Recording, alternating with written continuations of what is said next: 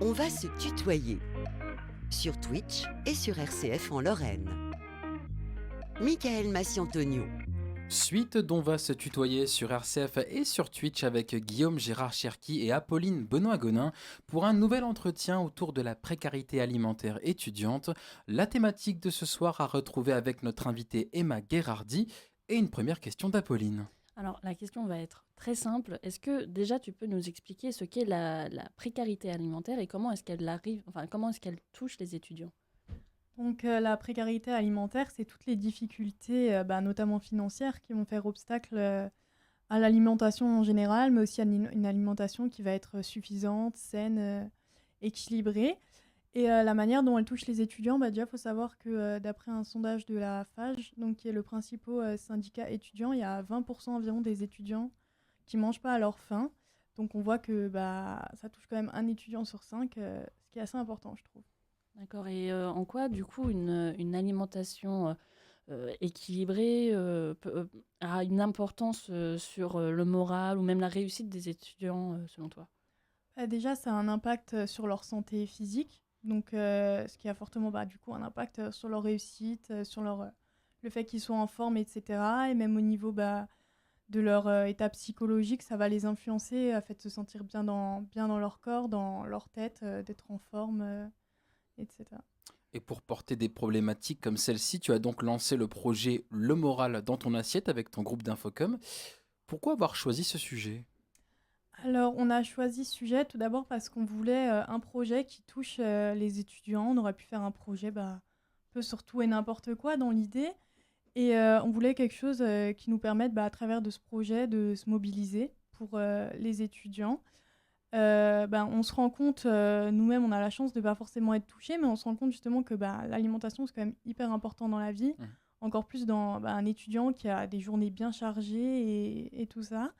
Donc voilà, et c'est un sujet, je pense, qui est peut-être pas assez pris au sérieux. Je pense qu'il est très connu quand même, la précarité Oui. alimentaire des étudiants, mais il y a un peu comme ce mythe que les étudiants, c'est un peu dans la galère, ça mange des pâtes, et voilà, limite on en rigole, et j'ai pas l'impression que... Enfin, c'est quelque chose qu'on a profondément envie de modifier, quoi. Bien justement, quels sont les grands points que tu vas aborder avec ton groupe ? Donc avec notre groupe, on aimerait déjà que tous les étudiants en fait, se rendent compte de l'étendue de cette précarité. Parce que je pense que ceux qui ont la chance de pas être touchés, ils se rendent pas compte de l'étendue qu'elle a. Et même les étudiants justement qui sont touchés, ils ont tendance peut-être à se sentir seuls et à pas réaliser qu'ils sont pas seuls en fait dans cette situation, qu'ils peuvent s'en sortir. Donc on aimerait créer une solidarité tout simplement entre les étudiants. Et vous pouvez répéter la question, je suis perdue. La question c'était quel grand point tu comptes aborder avec ton groupe ? Ouais, donc on aimerait créer une solidarité entre les étudiants. On aimerait aussi, les aides, elles sont souvent méconnues, lesquelles ils peuvent demander. Il y a très peu d'étudiants, en fait, il y a des aides dont ils ont très peu recours. Donc on aimerait faire connaître aux étudiants ces aides et aussi leur donner des petites astuces qu'ils peuvent mettre en place de leur côté pour mieux réussir à leur alimentation. Et justement, donc selon les dernières études, il y aurait donc 20% des étudiants qui n'arriveraient pas à manger, enfin non, c'est 20% des étudiants qui du coup sautent des repas par manque de moyens. Comment est-ce que ça se reflète dans ton projet et tes observations? Donc on a pu faire un sondage sur toute l'université, le Solci à Metz, qu'on a pu diffuser via la messagerie universitaire. Donc on a envoyé une vingtaine de questions à peu près à destination des étudiants. On a pu avoir leur retour. Donc il y a environ 3,5 repas par semaine qui sont loupés par les étudiants. Ce qui est beaucoup, c'est aussi des chiffres qu'on a retrouvés dans d'autres études et ça collait à peu près avec notre sondage. Donc on se rend compte que vraiment c'est énorme. 3,5 repas, 3,5 repas par semaine, c'est beaucoup. Oui, et toujours un peu sur les retours que vous avez eus, c'est donc les mêmes chiffres montrent que après les dépenses fixes de chaque étudiant, il y en a certains qui n'ont plus que 50 € pour vivre, enfin pour manger, etc. Durant le mois. Est-ce que ça c'est similaire à ce que vous avez pu avec ton groupe rencontrer ou entendre des jeunes que vous avez eus? Alors, pour vous dire, on a quand même eu des retours enfin, on s'attendait à ce que plus de personnes nous témoignent de leur, entre guillemets, précarité. Et après en avoir discuté avec notre enseignant, on s'est rendu compte qu'aussi, il nous a dit que en fait, c'était sûrement dû au fait que les gens qui sont dans cette précarité, ils veulent pas forcément se montrer, ils vont voir un sondage là-dessus, ça peut être, ils vont voir des questions, ça va peut-être les affecter, ils n'ont pas envie d'en partager, ils vont se dire on va lire des questions. Bah, justement, ils n'ont peut-être pas envie eux-mêmes de se rendre compte en fait qu'ils sont dans la situation. Donc c'est sûr qu'au niveau du sondage, on a peut-être été un peu déçus. On s'est dit, ah, bah, peut-être que notre projet, en fait, il va pas toucher assez de monde.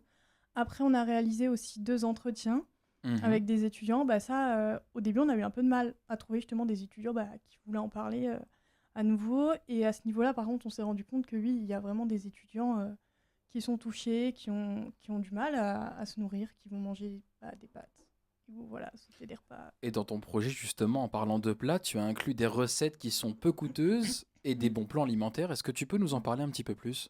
Donc au niveau des bons plans alimentaires, on aimerait mettre en lumière des petits tips en fait pour les étudiants, par exemple dans un supermarché au centre-ville où beaucoup d'étudiants font leurs courses.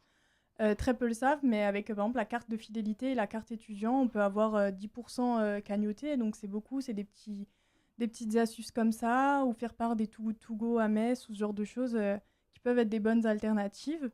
Et après, on aimerait aussi donner des petits conseils pour les étudiants, voir qu'ils peuvent s'en sortir avec ce qu'ils ont, en montrant que des petites recettes qu'ils peuvent facilement réaliser chez eux et qui vont être saines et équilibrées. Parce qu'après, il y a aussi cette problématique du manque de temps. On s'est Oui. rendu compte que beaucoup d'étudiants, ils déclaraient sauter des repas ou pas manger équilibré, pas seulement par manque d'argent, mais vraiment, la deuxième raison, qui était quand même pas loin de l'aspect économique, c'était le manque de temps. Parce que les étudiants, ils vont rentrer chez eux le soir avec une journée bien remplie, ils vont encore travailler chez eux. Il va être 21h, ils vont se poser, ils vont se dire est-ce que je vais vraiment prendre une demi-heure à cuisiner, à faire la vaisselle et tout ça. Et ils vont limite se dire de toute façon, je vais me coucher. Ça sera un peu un repas entre guillemets gâché de perdre du temps, de perdre des denrées que j'ai chez moi pour manger, alors que de toute façon, je vais dormir. Donc, ils vont se dire, je vais louper ce repas. Voilà, je vais pas prendre le temps ni l'argent. D'accord. Et donc justement, tu as parlé, par exemple, du moins 10% dans certaines enseignes. Le gouvernement a donc aussi récemment alloué des fonds pour soutenir l'aide alimentaire étudiante. En quoi est-ce que cela peut-il concrètement aider les jeunes en difficulté selon toi? On en a entendu parler, mais on a l'impression que on ne sait pas si ça va vraiment avoir une grande répercussion parce qu'il y a quand même souvent des budgets qui sont alloués, etc. Mais les répercussions réelles sur les étudiants dans les sondages, ça montre que ça change pas grand-chose. Surtout depuis le Covid, tout ça, ça s'est accentué. Et on n'a pas l'impression que ce genre d'actions, ils vont vraiment avoir un réel impact sur les étudiants, en tout cas dans la majorité. Et c'est pour ça qu'avec notre projet, on veut donner des solutions de s'il n'y a pas plus d'aide, pas ce genre de choses, les étudiants eux-mêmes, ils peuvent quand même mettre des petites solutions en place. Et justement, il y a des initiatives comme la tienne qui renforcent la solidarité sur les campus. Est-ce que tu as des exemples de soutiens locaux qui se sont montrés particulièrement efficaces? Alors moi, j'aurais un exemple dans cette émission. On a reçu Victor Defernay avec la gamelle étudiante. Est-ce que tu en connais d'autres? Euh, Sur le campus de Metz, il y a aussi une épicerie solidaire, donc l'Agorae. Oui. C'est très peu connu, c'est dans le bâtiment Simone Veil au Solcy. Il y en a 3 en Lorraine, il y en a 2 à Nancy et donc une seule à Metz. Et c'est les étudiants qui ont un reste à vivre de moins de 300 € par mois qui peuvent y accéder et ils vendent des denrées alimentaires et des produits de première nécessité à 10% du prix du marché. Donc ce qui est quand même très avantageux pour les Oui. étudiants, mais comme dit, en fait c'est très peu connu. C'est pour ça qu'on aimerait le partager et essayer que ça atteigne les oreilles du plus de monde possible parce que personnellement j'en avais jamais entendu, même si je suis pas dans cette situation-là, je n'en avais jamais entendu parler alors que c'est quelque chose qui est proposé sur le campus. Et on a pu voir dans notre sondage que personne n'en avait connaissance. Après, sur le campus, il y a aussi le Secours populaire qui Oui. tous les mercredis, ils viennent avec leur camion, leur camionnette. Le mercredi après-midi, ils viennent 1 heure au campus du Solcy et 1 heure au campus du Bridou pour justement pour faire des distributions de denrées alimentaires. Et encore une fois, je pense que tous les étudiants qui ont accès, qui pourraient avoir accès et besoin, ils y vont pas parce qu'il y a jamais grand monde à ce genre d'événement. Et en fait, Mhm. souvent, les étudiants, ils se sentent pas légitimes d'avoir recours à ce genre d'aide alors qu'ils pourraient l'être.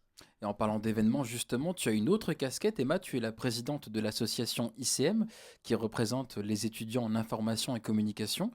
Est-ce que tu as l'intention d'organiser des manifestations par le biais justement de cette association pour porter ton projet? Et si je ne me trompe pas, les autres membres du groupe font partie aussi de l'association.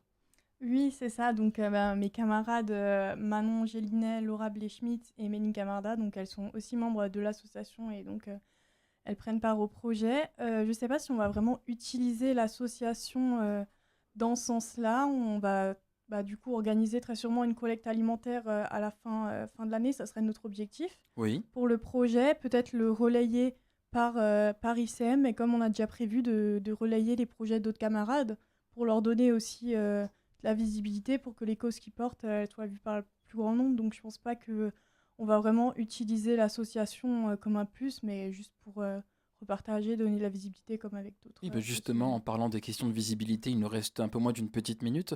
On rappelle que le moral dans ton assiette, c'est un projet étudiant.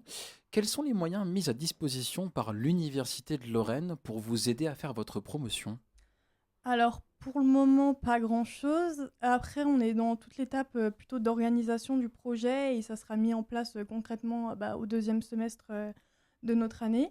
Mais on espère en tout cas qu'ils pourront relayer nos initiatives sur leur forum, sur leur site internet, sur leurs réseaux sociaux pour faire porter nos idées. Et puis, dans le cadre des cours, il y a eu un passage dans l'émission On va se tutoyer, hein, on peut le Oui, c'est citer. ça, oui. Et ce passage est déjà terminé puisque le temps passe très très vite sur RCF. En tout cas, merci Emma, merci beaucoup pour cet entretien. Merci à vous. Et merci à Franck Bétanier également pour les échanges infocom et tutoiement. Je sais qu'il est présent sur le chat Twitch. Alors je lui dis bonsoir et je le remercie. Merci également à Océane Denagno pour la technique vidéo. Merci à Guillaume Gérard Cherki pour le son d'ici, toujours fidèle, toujours présent. Merci à Apolline Bonagonin pour la co-animation et le point réseau. Cette émission sera disponible en réécoute sur rcf.fr. La vidéo de l'entretien très prochainement sur le YouTube de RCF Lorraine. Et on se retrouve la semaine prochaine pour un nouvel épisode d'On va se tutoyer, mardi à 19h12 en pleine semaine de Radio Don. Et en attendant, portez-vous bien, prenez soin de vous et n'oubliez pas qu'on s'occupe de tout sur RCF. Je vous souhaite une très très belle soirée.